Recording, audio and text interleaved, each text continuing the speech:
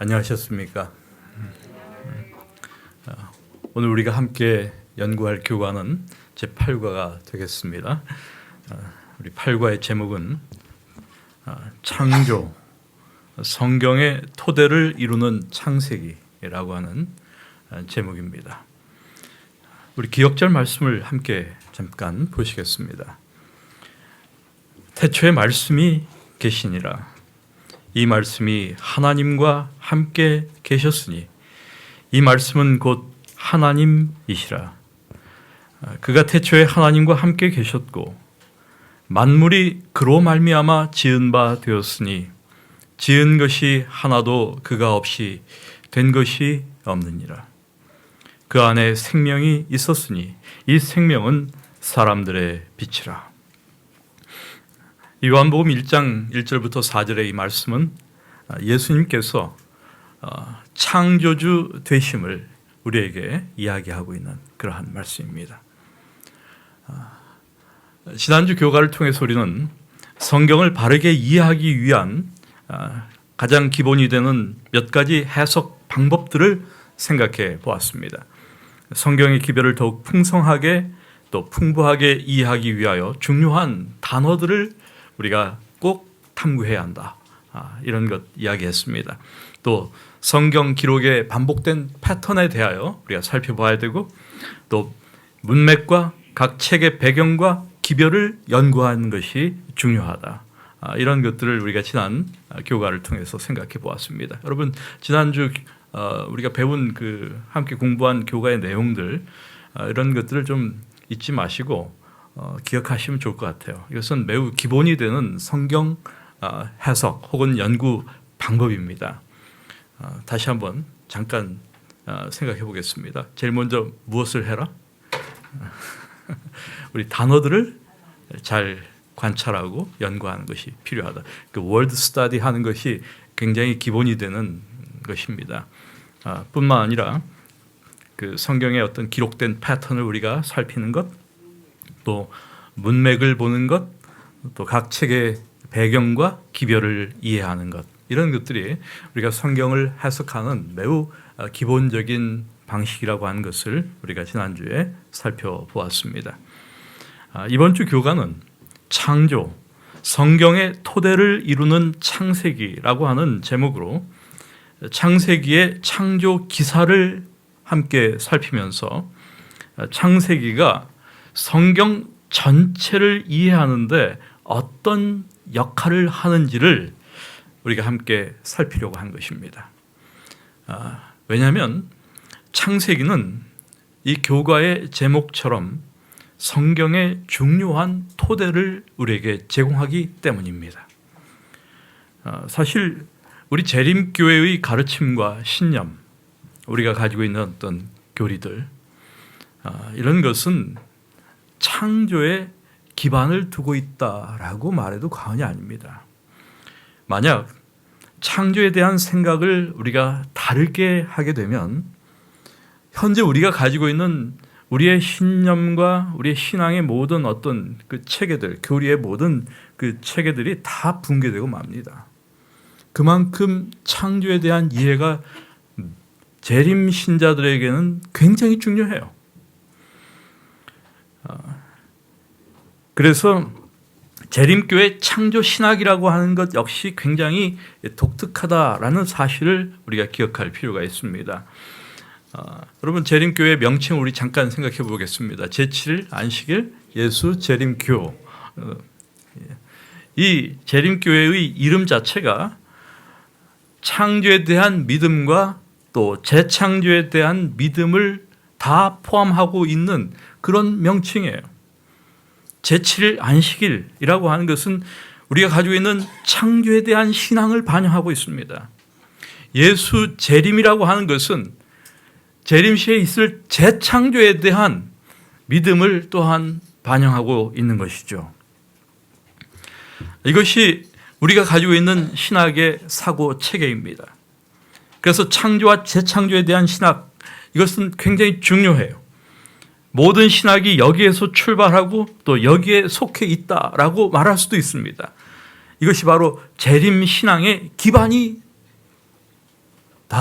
재림신앙의 기반이다라고 말하는 중요한 이유입니다.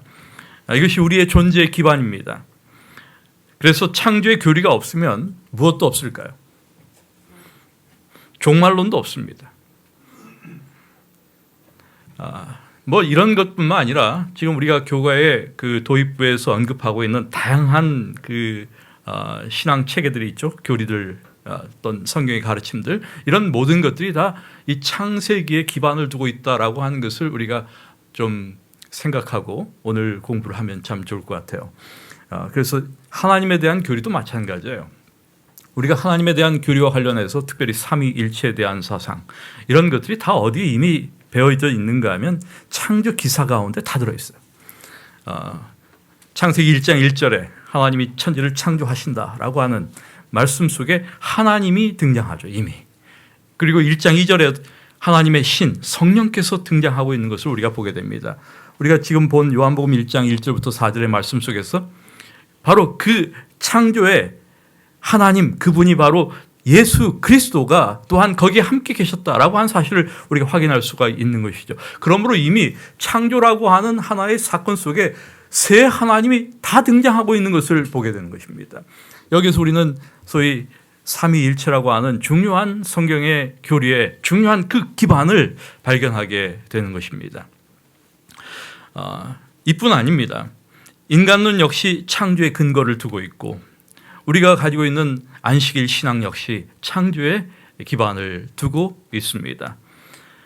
죄의 기원이나 메시아와 구속의 경륜에 대한 모든 가르침, 그것도 역시 창세기 3장에 기록되어 있죠. 또 세계적인 홍수, 언약, 또 뭐 인간의 본질에 대한 문제, 하나님의 성품, 또 결혼, 뭐 이 등등 뭐 여러 가지 다양한 그 중요한 성경의 가르침들이 모두 이 창세기에 다 기반을 두고 있다라고 하는 사실을 우리가 잠시 잊지 말고 늘 기억하셨으면 좋을 것 같아요. 그래서 창세기를 연구하는 중요성이 바로 여기에 있다라고 하는 것을 먼저 우리가 인식하면서 오늘 우리가 공부를 해나가도록 하겠습니다. 제 첫 번째 주제 태초에라고 하는 것을 우리 함께 보시겠습니다. 창세기 1장 1절의 말씀, 태초에 하나님이 천지를 창조하시니라. 여러분 이 말씀을 어떻게 느끼십니까?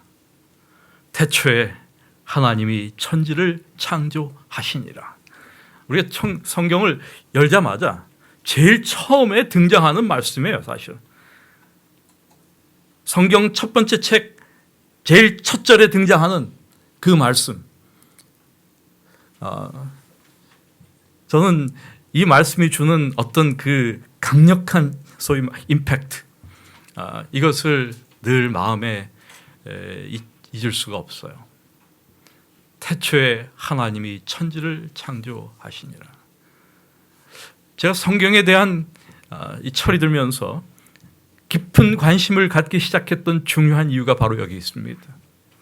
만약에 제가 성경을 열었는데, 물론 성경을 본 지 오래됐지만은 나중에 좀 생각을 하게 된 뒤부터 이 말씀이 갖는 그 중요성, 무게를 인식하기 시작했어요. 태초에 하나님이 천지를 창조하셨다고 합니다 라고 성경에 만약 1장 1절이 기록되어 있다고 한다면 아마 저는 성경을 덮었을 것 같아요. 성경을 보아야 할 이유가 없었을 것 같아요. 그런데 성경의 진술은 좀 독특합니다. 이것은 어떻게 이렇게 진술할 수 있을까라고 생각할 만큼 매우 독특해요. 마치 본 것처럼 너무 직접적이고 너무 단호한 진술이었습니다. 뭐 단호함을 넘어서 이것은 너무 심오한, 장엄한 진술이 아닐 수가 없습니다. 태초에 하나님이 천지를 창조하셨다.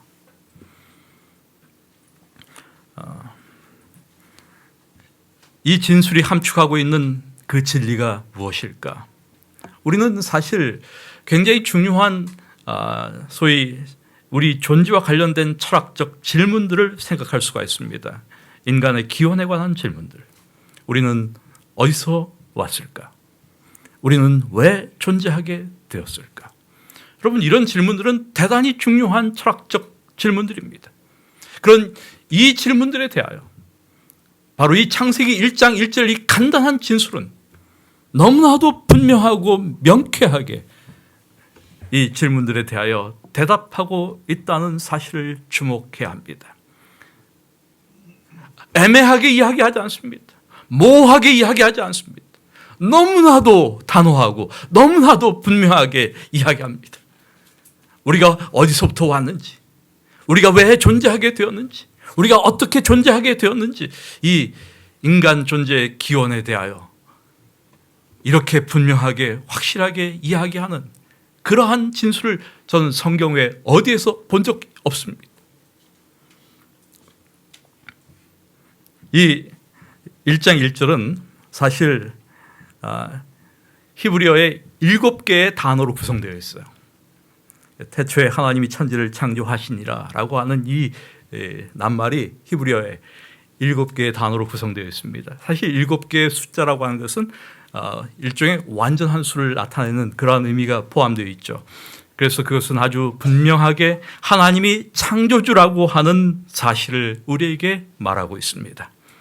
하나님이 모든 우주를 창조하셨다는 것을 말하는 것입니다. 또 창조하신 분이 하나님이시다라는 것을 우리에게 분명하게 이야기합니다. 여러분, 하나님과 인간이 또 하나님과 천사가 합작해서 창조한 것이 아닙니다. 하나님께서 창조하신 것입니다. 그리고 또한 태초에 창조되기 전에 이미 하나님이 존재하셨다는 것을 이 말씀은 함축하고 있습니다. 하나님은 시간이 창조되기 전에 존재하셨다라는 뜻이죠.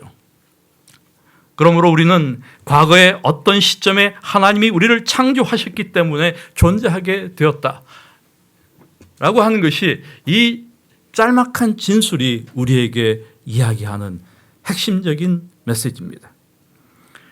사실 우리는 창조를 창조와 진화라고 하는 관점에서 생각하는 경향이 많아요. 창조 대 진화. 그래서 이 창조와 진화라고 하는 것 사이에는 항상 상당한 논쟁이 일어납니다. 그러나 창조라는 것은 진화론과 대결하는 의미로서가 아니라 창조 그 자체가 풍부한 의미를 우리에게 제공하고 있다는 사실을 우리는 늘 기억해야 합니다. 여러분, 사실 창조와 진화라고 하는 것이 대결하는 것, 논쟁하는 것, 그것은 그렇게 의미가 없어요. 이것은 사실 endless, 끝이 없는 논쟁이 될 수밖에 없습니다. 사실 창조를 받아들이거나 진화를 받아들이는 것, 여기에는 모두 다 굉장한 무엇이 필요할까요? 믿음이 필요합니다. 사실 어느 것도 우리가 과학적으로 소위 과학적인 방식으로 그것들을 증명할 길이 없습니다. 창조를 본 사람도 아무도 없고 진화가 일어난 것을 목격한 사람도 아무도 없어요. 사실은 생명의 기원에 대하여 우리는 알 길이 없어요. 우리가 창조를 받아들이는 것은 우리가 전능하신 하나님의 존재하심을 믿는 것과 다를 바가 없는 것입니다. 그러므로 창조에 대한 우리의 믿음은 하나님의 존재에 대한 믿음과 무엇되어 있어요? 이것은 뗄 수 없는 관계를 가지고 있음을 기억하셔야 합니다. 그래서 저는 창조와 진화라고 하는 논쟁 자체에 대하여 늘 무의미함을 느낍니다. 우리가 창조를 받아들이는 것, 제가 창조를 믿는 것은 하나님에 대한 나의 신앙이며 믿음이기 때문입니다.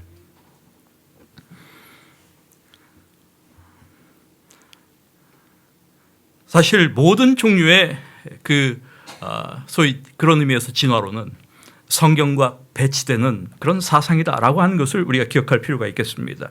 그래서 이 성경의 기원에 대한 이 문제는, 이 성경적인 가르침은 과학적인 가르침과 결코 타협의 대상이 아닙니다. 성경적인 모든 창조에 대한 기록 자체를 또 과학적인 이해를 기반으로 접근하는 것 역시 의미가 없어요. 만약에 그렇게 우리가 접근한다고 한다면 누가 고통을 당할까요? 과학일까요? 아니면 신학일까요? 이 성경의 모든 창조에 대한 기록 그 자체를 과학적인 이해를 기반으로 우리가 접근한다고 한다면 누가 고통을 당할까? 과학일까? 신학일까? 이것은 항상 신학이 고통을 당하게 되어 있습니다. 소위 과학적인 발견이라는 것은 결국 신학적인 이해를 무력화시키는 것입니다. 뿐만 아니라 진화론과 성경을 조화시키려고 하는 시도, 사실 오늘날 상당히 많은 학자들이 이러한 시도를 합니다. 그런데 이런 시도는 그리스도인들을 어리석게 보이게 할 뿐이다 라고 생각합니다. 사실 성경의 팩트는 하나님께서 지으셨다는 겁니다. 또한 예수님께서 창조를 행하신 분이다라고 한 것을 가르치는 것입니다. 이것이 성경이 우리에게 가르치는 팩트예요. 그래서 우리는 이런 성경의 팩트를 무엇으로 타협할 필요가 없을까? 진화론과 성경을 조화시키려고 하는 그런 시도로 타협할 필요가 조금도 없다. 이런 시도를 하는 사람들이 들여온 하나의 사상이 무엇인가 하면 소위 창조 진화 사상입니다. 유실론적 진화론이라고 하는 그런 사상을 가지고 들어온 것입니다. 오늘 기독교 안에 아주 많이 스며들어 있는 그러한 정신 가운데 하나입니다. 그래서 우리가 창조의 하루를 살피는 것이 상당히 중요해요. 우리가 두 번째 주제, 창조의 하루를 잠깐 보시겠습니다. 이 창조의 하루와 관련된 중요한 질문이 무엇인가 하면 창조의 하루는 문자적인 하루인가? 아니면 이것은 비유적 혹은 은유적인 표현인가? 여러분 어떻게 생각하세요? 성경의 하루는 문자적인 하루다. 문자적인 하루라고 하는 말은 오늘 우리의 하루와 마찬가지로 24시간으로 구성된 그 하루를 이야기하는 것이죠. 그래서 창조의 그 하루는 24시간 그 문자적인 하루이다. 이렇게 생각하십니까? 아니면 창조의 하루는 그것도 우리가 정확히 알 수가 없다. 그것은 아마 비유적일 수도 있고 은유적일 수도 있다. 이렇게 우리가 그것을 이해할 수 있을까? 사실 지구상에 생명이 출현하기 위해서 또 소위 진화론자들이 이야기하는 것처럼 어떤 진화가 일어나기 위해서는 무엇이 필요한가 하면 굉장히 긴 시간이 필요해요. 세월이 필요해요. 그래서 이러한 진화론의 영향 때문에 조금 전 이야기한 것처럼 소위 유실론적인 창조 진화론이라고 하는 것이 기독교 안에 유입되었다라고 하는 것을 말씀드렸어요. 그래서 이 사람들은 창조 주관을 어떻게 보려고 하는가? 당연히 문자적인 의미가 아니라 은유나 비유로 그 날을 해석하려고 하는 것입니다. 하나님께서 창조하신 건 맞아요. 그런데 얼마 동안 창조하신 건 아니에요. 한 주간 동안, 6일 동안 세상을 창조하신 것은 아니다라고 이야기하는 것입니다. 여러분 이 문제는 재림신앙에 있어서 굉장히 중요합니다.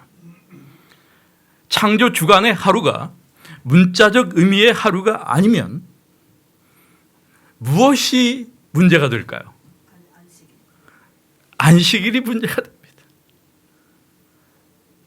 사실 제7일에 근거한 안식일 신앙, 이것은 그 창조의 하루가 오늘 우리의 지금의 문자적인 하루와 같다라고 하는 것에 기반을 두고 있어요. 만약에 그렇지 않으면 제7일 안식일 자체가 없어져요. 무의미하게 되는 것입니다. 그러므로 우리가 이 문제를 성경적으로 정확하게 이해하는 것이 매우 필요합니다. 그래서 이 날에 대한 이해가 중요한 것입니다. 날이라고 하는 이 단어는 히브리어의 욤이라고 하는 단어입니다. 이 히브리어의 욤, 이 단어가 어떻게 사용되었는가? 또 이 단어가 함축하고 있는 의미가 무엇인가, 이것을 우리가 연구하는 것이 필요해요. 우리가 성경을 해석하는 첫 번째 지난 주에 우리가 함께 공부했던 것처럼 무엇을 공부한다? 단어를 공부한다. 이게 중요해요. 그래서 여러 가지 용례들을 살피면서 이 단어가 어떠한 의미로 사용되어졌는지, 본래 그것이 무엇을 의미하는지를 우리가 살피게 되면 성경의 날이라고 하는 이 창조의 하루가 도대체 무엇을 의미하는지를 더 정확하게 이해할 수 있게 되겠죠. 창세기 1장 5절에 있는 말씀을 보시면 하나님이 빛을 낮이라 부르시고 어둠을 밤이라 부르시니라. 저녁이 되고 아침이 되니 이는 첫째 날이니라 라고 하는 이 날이라고 하는 이 욤이라고 하는 날이 처음 등장합니다.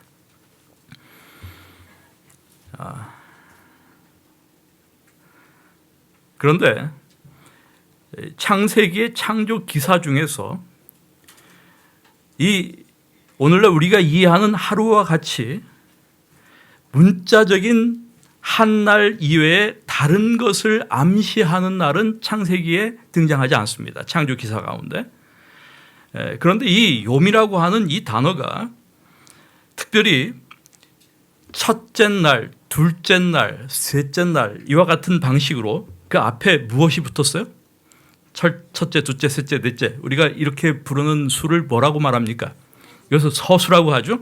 이렇게 서수와 함께 욤이 사용될 때에는 사실은 성경 전체에서 그것은 언제나 오늘날 소위 문자적 하루 24시간을 의미합니다.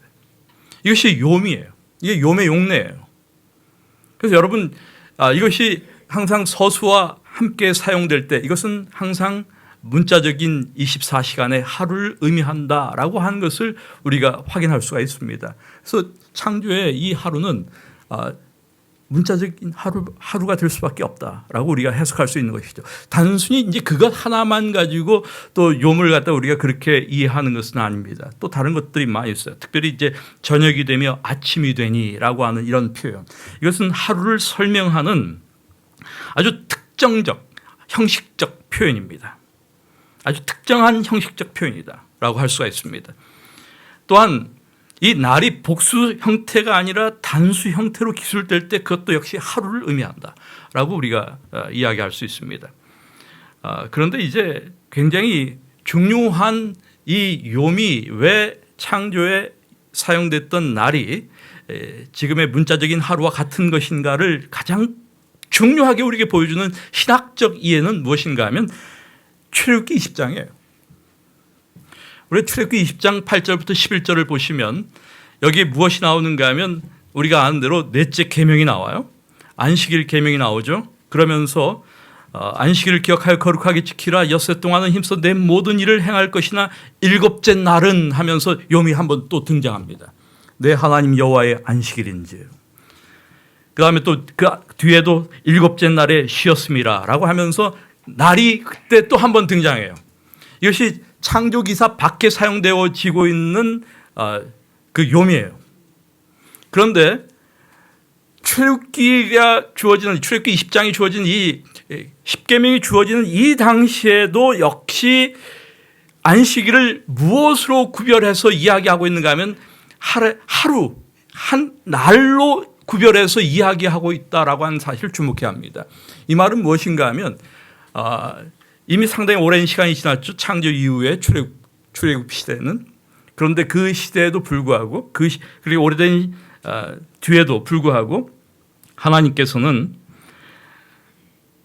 넷째 계명을 기록하셨을 그 당시에도 당연하게 그 날을 무엇으로 지금 이해하고 말씀하고 계시는가를 우리가 보게 되는 것이죠. 다시 말해서 문자적인 7일간의 창조 순서에 따라서 일곱째 날, 그날을 언급하시면서 안식일을 말씀하고 계시다.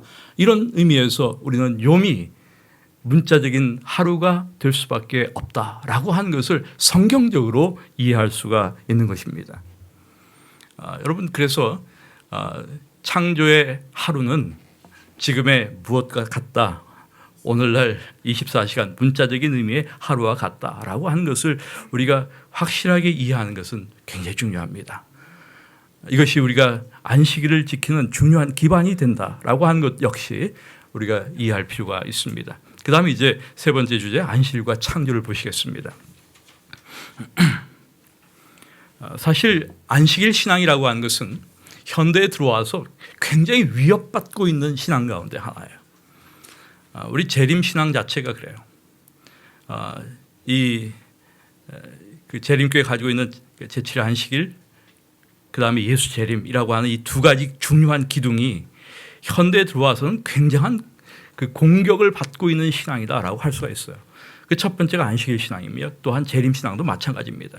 특별히 재림 신앙의 위협은 무엇 때문인가 하면 예수님의 재림의 지연 때문입니다. 예수님의 재림이 지연된 것처럼 보이는 시기 때문에, 이 시간이기 때문에 이 재림 신앙 자체가 자꾸만 흔들리는 거예요. 그런데 지금 오늘 교과에서 이 안식일 신앙 역시 마찬가지예요. 이 안식일 신앙 역시 굉장히 흔드는 신앙 중에 하나예요. 누가 흔들어요? 마귀가 흔드는 그러한 신앙이에요. 그래서 현대 위협받고 있는 안식일 신앙이다 이렇게 말할 수가 있을 정도예요. 세속 사회와 종교 단체들로부터 거센 공격을 계속 안식일은 받고 있다. 뭐 우리가 이 사실을 주지할 필요가 있습니다. 뿐만 아니라 요즘에는 또 무엇도 많이 하는가 하면 유럽 같은 나라에서는 달력도 지금 같은 그 달력 체계가 아닌 다른 달력으로 많이 바꾸고 있어요. 많이 바뀌었어요, 사실은. 그래서 그런 달력을 보는 것은 그렇게 어렵지가 않아요. 우리 달력은 일, 월, 화, 수, 목, 금, 토 이렇게 나가요. 그래서 안식일, 토요일이 일곱째 날인 것으로 확실히 보여요. 그러나 지금 달력을 어떻게 바꾸는가 하면 월, 화, 수, 목, 금, 토, 일 이렇게 바꿔요. 그래서 일요일이 뭐처럼 보이게? 일곱째 날로 보이게 만드는 그러한 달력들 아주 많습니다, 여러분. 뿐만 아니죠. 여기 지금 기후 변화에 대한 최근의 교황 프란치스코의 회칙, 그 내용을 보시게 되면 이런 말이 나오죠. 제7일 안식일을 유대인들의 안식일이라고 부르고 온난화를 경감시키기 위해 전 세계 휴식의 날을 준수하라. 휴식의 날은 다른 날이에요. 일요일이에요. 이런 식의 안식일에 대한 그 공격들이 지금 사방에서 일어나고 있다라고 하는 것을 우리가 좀 감지할 필요가 있어요. 이런 것을 보시면 안식일 신앙 자체가 위협을 받고 있구나. 뭐 이렇게 좀 이해를 하고 인식하는 것은 상당히 중요하고 필요한 일이 아닌가 하는 생각이 듭니다. 그래서 우리가 이제 이 안식일이 어떻게 창조 주간에 하나님께서 제정하셨는가라고 하는 것을 창세기 2장 2절과 3절의 말씀을 통해서 좀 확인할 필요가 있습니다. 그러면서 이 안식일이 어떠한 목적으로 하나님께서 우리에게 주셨나라고 하는 것을 이해하는 것은 우리 안식의 신앙을 풍요롭게 만드는 굉장히 중요한 일이다라고 할 수가 있어요. 2장 2절과 3절의 말씀, 하나님이 그가 하시던 일을 일곱째 날에 마치시니, 일곱째 날에 마치시니. 뭐 창조가 6일 만에 창조를 하셨는지 7일 동안 창조를 하셨는지 여기에 대해서 논란이 좀 있어요. 뭐 제가 그것을 오늘 설명하지는 않겠습니다. 왜냐하면 출애굽기 20장에 있는 말씀을 보게 되면 하나님께서 창조를 며칠 동안 하신 것으로 나옵니까? 엿새 동안. 그런데 여기 보니까 오늘 창세기 2장은 창조가 언제 마친 것처럼 보여요? 일곱째 날에 마치는 것처럼 이렇게 보이는 이러한 내용들이 있기 때문에 어떤 분들이 약간 혼란해하는 것 같아요. 그런데 그것은 그렇게 큰 중요한 문제가 아니에요. 얼마든지 우리가 이해할 수 있는 그런 부분입니다. 그런데 하나님이 그가 하시던 일을 일곱째 날에 마치셨습니다. 그 다음에 이제 마치신 다음에 무엇을 하셨는가? 그가 하시던 모든 일을 그치고 일곱째 날에 안식하셨다. 그리고 하나님께서 그 일곱째 날을 복되게 하사 거룩하게 하셨다. 이것이 바로 창세기의 안식일 제정 기사입니다. 일곱째 날에 하나님께서 안식하신 다음에 하나님께서 그날을 복되게 하고 거룩하게 하셨다. 이것이 지금 안식일을 제정하시는 장면입니다. 어떤 의미에서 지금 창세기 1장의 첫 번째 창조 이야기, 우리가 창세기의 첫 번째 창조 이야기를 1장과 2장 4절, 3절까지 보통 우리가 4절 앞부분까지 이야기하죠. 그것이 창조 이야기예요. 그래서 어떤 의미에서 첫 번째 창조 이야기에서 가장 창조의 절정으로 등장하는 것이 무엇인가 하면 안식일입니다. 하나님께서 모든 것을 다 만드시고 여섯째 날까지 인간을 다 창조하신 다음에 마지막으로 하나님께서 더 하나 만들어 놓으시는 것이 무엇인가 하면 안식일이에요. 그래서 이 안식일은 첫 번째 창조 이야기에서 우리가 관찰해 보게 되면 창조의 절정이구나라고 하는 사실을 확인할 수가 있어요. 그러면 인간은 뭡니까? 인간은 창조의 그런 뭐예요? 안식일이 더 중요해요? 인간이 더 중요해요? 예수님께서 분명히 말씀하셨는데 무엇이 더 중요합니까? 인간이 더 중요합니까? 안식일이 더 중요합니까? 인간이 더 중요해요. 안식일보다 사실은. 그러면 인간의 창조가 무엇이 돼야 돼요? 창조의 절정이 돼야 되지 않겠어요? 그러나 지금 보니까 구조적으로 보면 안식일이 뭐예요? 창조의 절정이에요. 그럼 인간은 창조의 무엇인가? 면류관입니다. 크라운이에요. 그리고 그 크라운, 그 인간을 위하여 제정되는 하나의 날이 무엇인가 하면 안식일이에요. 이 모양으로 지금 등장하고 있는 것입니다. 여러분, 그래서 만약에 안식일이 없는 창조 이야기를 우리가 한번 생각해 본다고 한번 생각해 보세요. 여섯째 날로 모든 것이 끝났다. 마침표가 딱 찍혔습니다. 그렇다면 누가 모든 것의 중심이 될까요?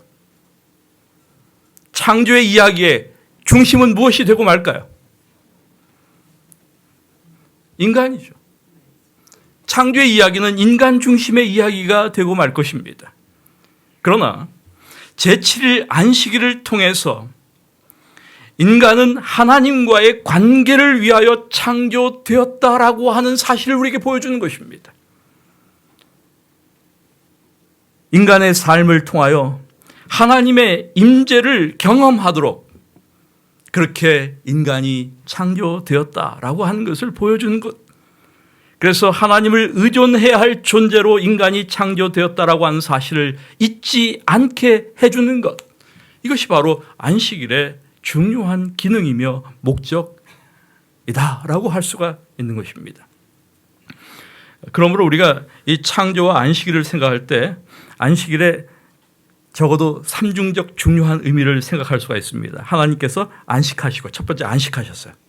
그리고 복되게 하시고 또 거룩하게 하셨어요. 여기 삼중적 의미가 들어있어요. 첫 번째 의미는 하나님과의 관계입니다. 릴레이션십이에요. 하나님께서 안식하셨습니다. 왜 안식하셨을까요? 인간과의 교제를 위함이었습니다. 인간과 함께 하시는 하나님, 하나님이 우리와 함께 하시다, 그 뜻이에요. 어떤 의미에서 지금 무엇을 보여주고 있습니까? 신약 성경에서 예수님께서 이 땅에 오셨을 때 그를 누구라고 했습니까? 임마누엘이라고 하셨어요. 그 장면을 이 안식일의 이 제정에서부터 우리에게 보여주고 있는 것입니다. 하나님께서 우리와 함께 하신다. 이것이 안식일이 우리에게 주는 놀라운 은총 가운데 하나입니다. 두 번째는 하나님께 대한 의존입니다. 하나님께서 안식일을 복되게 하셨어요. 여러분, 도대체 안식일을 통해서 우리가 무슨 복을 누립니까? 인간이 복을 받는 순간은 언제일까? 그것은 우리가 하나님께 의존할 때, 우리 자신이 하나님께 의존되어 있는 존재라고 하는 사실을 깊이 인식할 때, 그래서 그 하나님의 품 안에 우리 자신을 맡기고 있을 때, 그것이야말로 가장 인간이 이 땅에서 누릴 수 있는 축복의 순간입니다. 아기가 엄마의 품에 있을 때 그 순간이야말로 그 아기에게 가장 황홀한, 이 땅에서 가장 복스러운 축복의 순간입니다. 안식일은 바로 인간에게 이러한 의미로 제공되고 있는 것입니다. 세 번째는 하나님의 임재입니다. 하나님께서 안식일을 거룩하게 하셨어요. 이 거룩하게 되는 것, 왜 거룩하게 될까요? 왜 시간이 거룩하게 됩니까? 왜 어떤 장소가 거룩하게 됩니까? 이 거룩이라고 한 말, 히브리 말의 카도시라고 하는 이 말은 구별이라고 하는 의미를 갖고 있어요. Set apart from something, 어떤 것으로부터 무엇되어 있는가 하면 구별되어 있는 것, 그것이 바로 거룩이에요. 그런데 하나님께서 안식일을 거룩하게 하셨어요. 어떻게 해서 거룩하게 됩니까? 무엇이 어떠한 시간이나 장소를 거룩하게 만들까요? 임재 때문입니다. 그래서 모세가 하나님의 임재 앞에 섰을 때 내가 선 곳은 거룩한 땅이라고 이야기했어요. 무엇 때문에 거룩해졌는가? 하나님의 임재 때문에 거룩해지는 것입니다. 여러분, 이 시간이 거룩한 까닭은 이 시간 속에 누가 오시기 때문에, 하나님의 임재가 나타나기 때문에, 하나님 임재 속에 들어가 있는 그 시간, 이런 의미에서 그 시간이 거룩한 것이에요. 우리는 이 안식일의 재정 속에서 안식일이 우리에게 주는 세 가지 삼중적 의미를 다시 한번 확인하게 되는 것이죠. 하나님과의 관계, 하나님께 대한 의존, 하나님의 임재. 이 세 가지가 정말 중요해요. 그래서 이 안식일은 인간이 누구인지를 늘 기억하도록 만들어줍니다. 우리를 겸손하게 하고 행복하게 하고 다시 일어서게 하는 것이죠. 이렇게 안식일은 우리로 하여금 창조주 하나님과 관계를 맺게 하고 그분의 임재를 경험하게 하고 그분께 우리가 의존되어 있음을 상기시켜 주는 것입니다. 그 겸손함으로, 그 깨달음으로 온전히 하나님과 지속적인 친밀한 관계를 맺을 수 있도록 만들어 주는 것입니다. 이런 안식일의 경험은 여러분 그냥 단순히 이 시간이라고 하는 24시간이라고 하는 이 시간에 한정된 것이 결코 아닙니다. 여러분, 새가 없는 하늘, 물고기가 없는 물, 스파게티 좋아하세요? 소스가 없는 스파게티, 이런 거 한번 생각해 보세요. 이 지금 안식이라고 하는 이 24시간, 여기 하나님이 존재하지 않는다면, 하나님이 계시지 않다면 다 이와 유사한 것들입니다.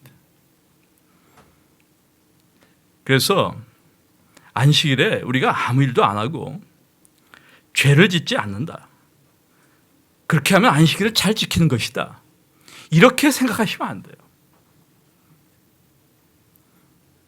하나님의 임재를 통해서 하나님과 연결되지 못한다면 우리가 사실 이 안식일이 무슨 의미가 있겠습니까? 그러므로 우리 안식일을 사랑하고 안식일을 정말 훌륭하게 간수하고 지키기 원하시는 우리 재림 성도들이 안식일에 대한 이해를 어떻게 가져야 할지, 이것은 상당히 중요한 문제입니다. 그 핵심, 하나님의 임재임을 기억해야 합니다. 하나님과 내가 어떻게 연결되어 있을까? 그 시간 동안 내가 어떻게 하나님의 품 안에 늘 거할 수 있을까? 우리를 찾아오시는 그 하나님과 어떠한 영적인 교제를 나누며 나는 살아가고 있을까? 이런 문제들을 늘 고민해야 될 필요가 있다고 생각합니다. 그 다음 주제, 창조와 결혼을 보시겠습니다. 사실 창조시 하나님께서 인간에게 주신 두 가지 선물이 있어요. 모든 것이 완전했던 그때를 우리에게 회상하게 해주는 이 악한 세상에서도 존재하는 두 가지가 있어요. 그것은 안식일과 결혼입니다.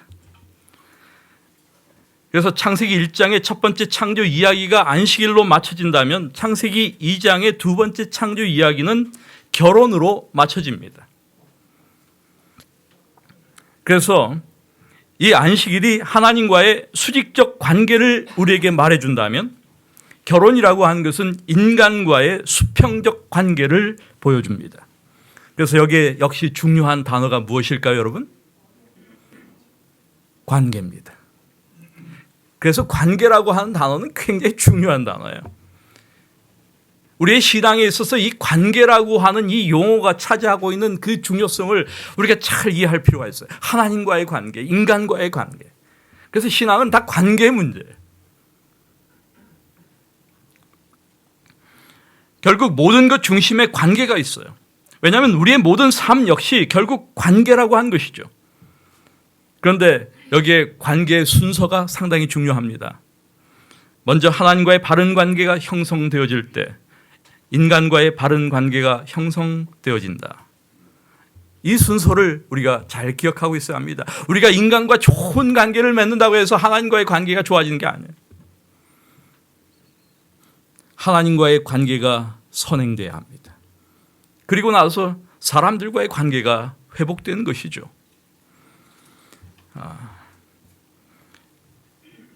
이 두 가지가, 이 결혼, 안식일 이 두 가지가 다 중요하기 때문에 마귀가 이것을 깨트리려고 하는 것은 하나도 이상한 것이 아닙니다.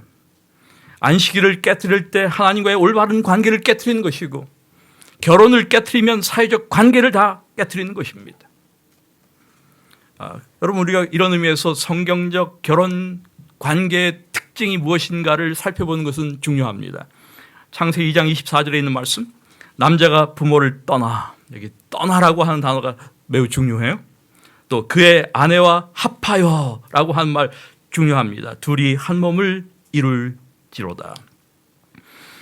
우리는 이 창세기 2장 24절의 결혼에 대한 성경의 말씀을 가만히 관찰해 보면 여기에서 적어도 몇 가지 중요한 사실들을 확인할 수가 있습니다. 결혼 관계는 반드시 이래야 한다라고 하는 것을 보여줍니다. 첫 번째는 결혼 관계는 독점적 관계이다라고 하는 것입니다. 여기 떠나다라고 하는 그 말이 독점적 관계를 우리에게 보여주는 그러한 단어예요. 히브리어의 아자브라고 하는 단어입니다. 이것은 상대방 외에는 다른 사람이 없음을 우리에게 이야기한 것입니다. 한 남자와 한 여자 사이에서만 성립되어야 하는 관계가 바로 결혼 관계다라고 하는 것을 말해주는 것입니다. 그래서 자꾸만 여러 사람과 관계를 맺으면 안 되는 거예요. 이것이야말로 결혼을 파괴하는 그러한 중요한 이유가 되는 문제가 아닐 수가 없습니다.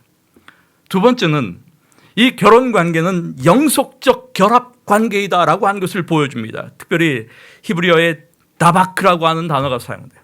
합하여.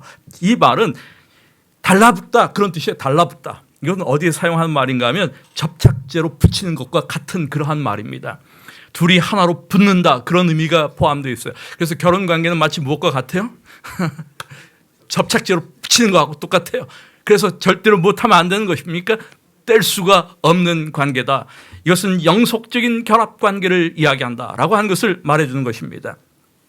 그 다음에 또한 세 번째는 결혼 관계는 친밀한 관계이다라고 하는 것을 이야기합니다. 아주 내밀한 관계이다.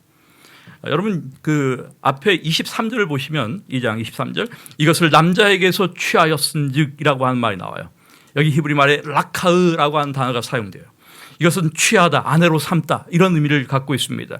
다시 말해서 이것은 결혼의 친밀성을 보여줍니다. 그래서 아담은 어떻게 그 여인을 그 하와를 인식했는가 하면 자신의 무엇으로 인식했어요? 뼈, 살 이렇게 이야기했어요. 뼈 중에 뼈요, 살 중에 살이다. 이것이 아담이 인식한 인식이었습니다. 이렇게 결혼이라고 하는 것은 친밀한 관계를 이야기하는 것이다. 그리고 마지막으로 우리가 생각해 볼 수 있는 것은 여러분 배우자는 그러면 뭐냐? 여러분 하나님께서 아담에게 누구를 데리고 올까요? 우리가 이 23절을 그 앞에 있는 말씀을 쭉 보시면 하나님께서 아담에게 하와를 데리고 가요. 하와를 아담에게 이렇게 데리고 이렇게 인도해 주시는 것입니다. 우리는 이 장면을 통해서 배우자는 하나님의 무엇이다? 선물이다 라고 하는 사실을 확인하게 됩니다. 배우자는 하나님께서 우리에게 주시는 선물이다. 여러분, 만약에 이러한 결혼에 대한 인식들이 우리에게 있다고 한다면 우리의 결혼 관계가 얼마나 건강하겠습니까? 얼마나 행복한 가정을 만들 수 있겠습니까? 불행하게도 많은 사람들이 우리의 배우자를 누구로 인식하지 못하는가 하면 하나님께서 내게 주신 선물로 인식하지 못합니다. 잘못 골랐다고 생각해.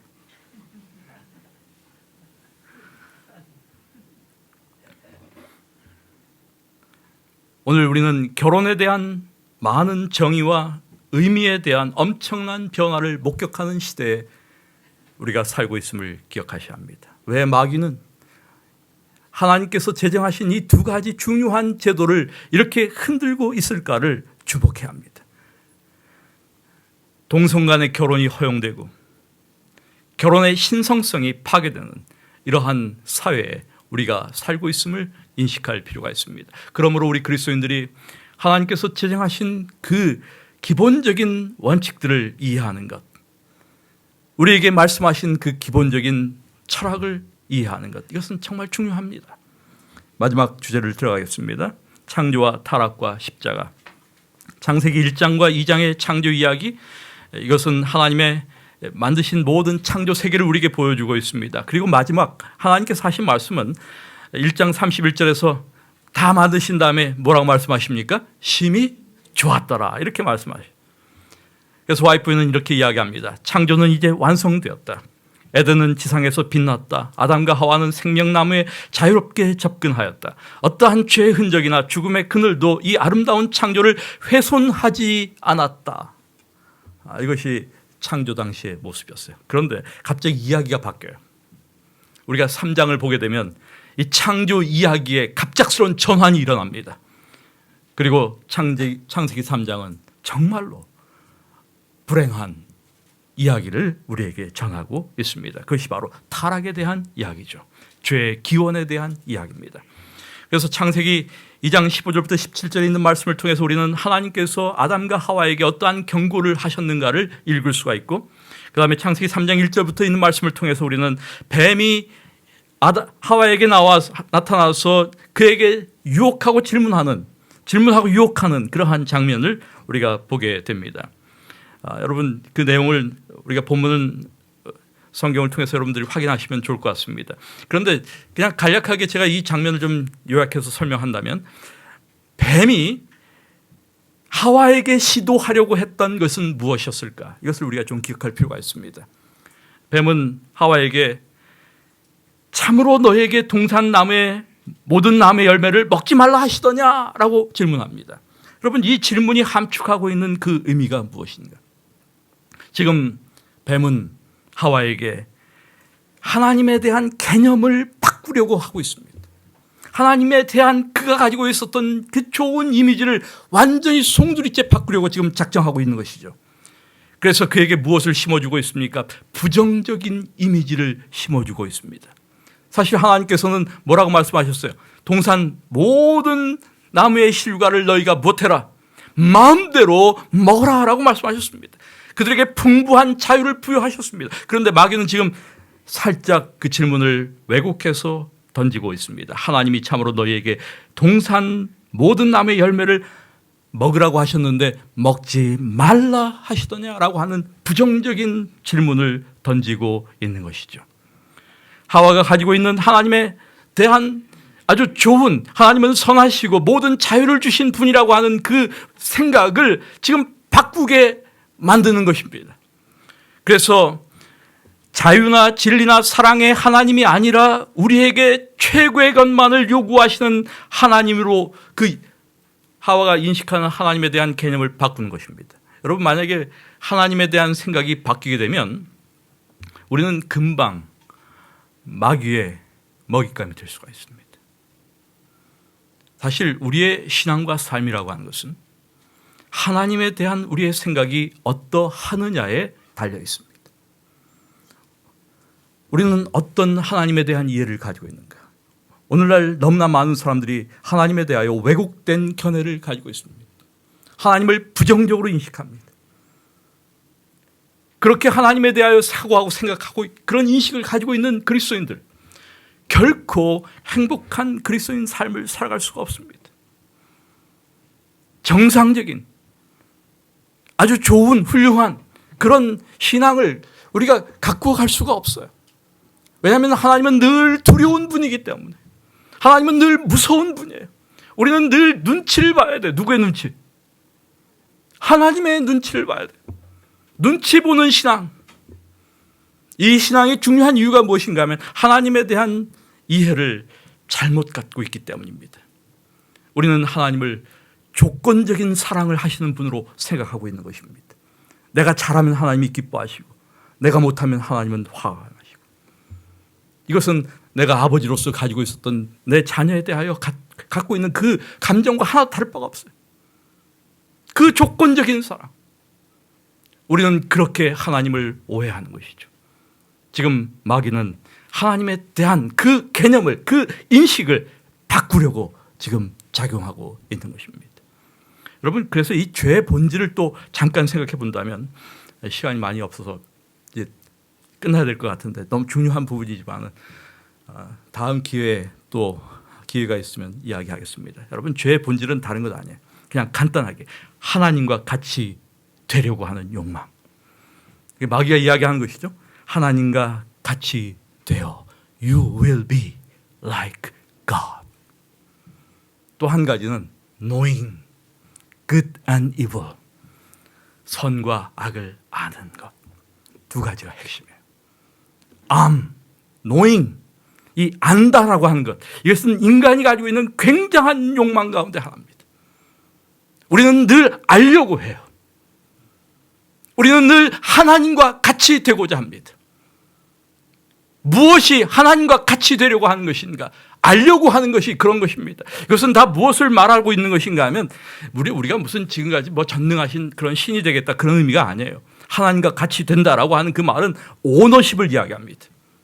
내가 내 삶의 주인이 되겠다라고 하는 의지를 이야기하는 것입니다. 알에 대한 그 욕구. 알면 알수록, 아는 게 뭐예요? 파워예요. 아는 게 힘이야. 이 생각, 이것은 굉장히 세속적 생각이 아닐 수가 없습니다, 여러분. 알면 알수록 힘이 생긴다 이거예요. 여기에 항상 무엇이 작용하는가 하면 autonomy가 작용해요. 자주권이 작용. 또한 centrality, 중심성, 자기 중심성이 작용합니다. 또한 independent, 독립성이 작용합니다. 또한 subjectivity, 자기 본이라고 하는 이러한 정신들이 작용합니다. 여러분, 이 모든 것들이 다 무엇인가 하면 타락의 본질이에요. 우리는 죄라고 하는 것을 너무 어떤 것으로 이해하는 경향이 많은가 하면 어떤 행위적인 개념으로 이해할 때가 너무 많아요. 악한 행위. 그것보다 더 깊은 곳에 무엇이 자리 잡고 있는가 하면 죄가 자리 잡고 있어요. 그 타락의 본질은 다른 것이 아닙니다. 하나님과 같이 되려고 하는 욕망. 내가 모든 어떤 집단이나 사회나 단체나 혹은 심지어 교회에서조차도 중심이 되려고 하는 욕망, 하나님과 같이 되려고 하는 욕망과 다를 바가 없어요. 자기 중심성. 무서운 것입니다. 아는 것. 우리가 알면 알수록 남을 판단하게 됩니다. 넌 그게 틀렸어. 아니까. 그래서 그 판단하는 자리가 누구의 자리인가 하면 저지의 자리. 판단자, 심판자, 저지. 누구의 자리일까요? 하나님의 자리입니다. 이것이 바로 타락의 본질이에요. 이것이 창세기가 우리에게 보여주고 있는 죄의 실체입니다. 오늘 우리의 교과를 통해서 이러한 죄에 빠져 있는 인간이 무엇이 필요한가? 그러므로 십자가가 필요하다. 구속이 필요하다. 이것이 성경 전체를 통해서 우리에게 이야기하고 있는 가장 핵심적인 메시지입니다. 이상으로 오늘 교화 공부를 마치도록 하겠습니다.